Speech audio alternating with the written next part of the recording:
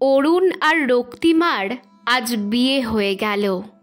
গরিব ঘরের মেয়েটাকে এক কাপড়ে নিয়ে যেতে চেয়েছিল ইঞ্জিনিয়ার স্বামী, কিন্তু আত্মসম্মানের খাতিরে তাতে রাজি হননি রক্তিমার বাবা।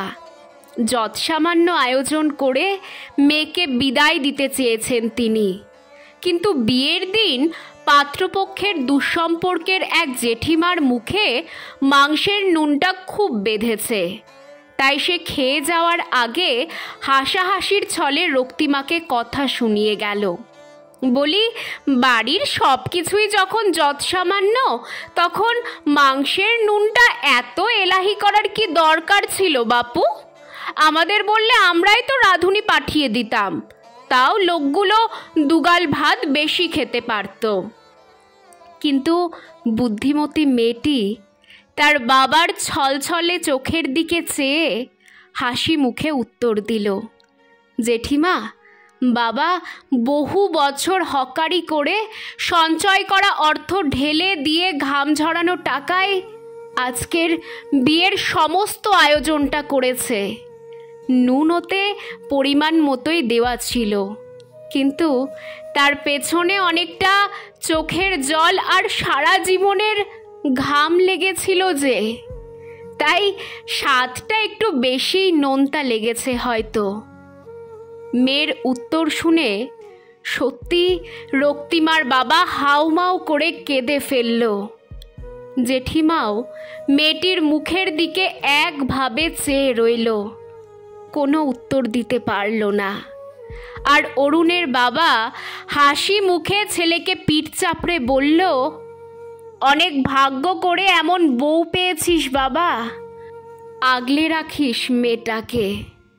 এরকমভাবেই দিনের পর দিন বহু বাবা তার সর্বস্বটুকু দিয়ে অন্যের বাড়িতে সুখী থাকতে পাঠায় তার নিজের মেয়েকে। তাই মাংসের ঝোলটা যদি নোনতাও হয় কখনো, তবে একটা দিন না হয় মুখ বুজেই খেয়ে নেবেন। তাদের ভুল ত্রুটি খুঁজে দুটো কটু কথা শুনিয়ে নিজেদের ছোট করবেন না। এই ছোট্ট একটা ঘটনায় সমাজের দুটো বাস্তব দিক ফুটে উঠেছে। একদিকে সারা জীবনের উপার্জন দিয়ে বাবা তার মেয়েকে বিদায় দিচ্ছে, অপরদিকে কষ্ট করা উপার্জনের টাকা দিয়ে রান্না করা খাবার খেয়ে এক শ্রেণীর লোক সেই খাবারের নিন্দা করছে। আমরা জানি মানুষ সমাজের সবচেয়ে উঁচু শ্রেণীর জীব, কিন্তু তা সত্ত্বেও এই বিবেকবোধ অনেকের মধ্যেই নেই। আরে বাবা, খাবারগুলো তো আপনি বিয়ে বাড়িতে গিয়ে কিনে খান না যে আপনাকে রিভিউ দিতে হবে ভালো হয়েছে না খারাপ হয়েছে।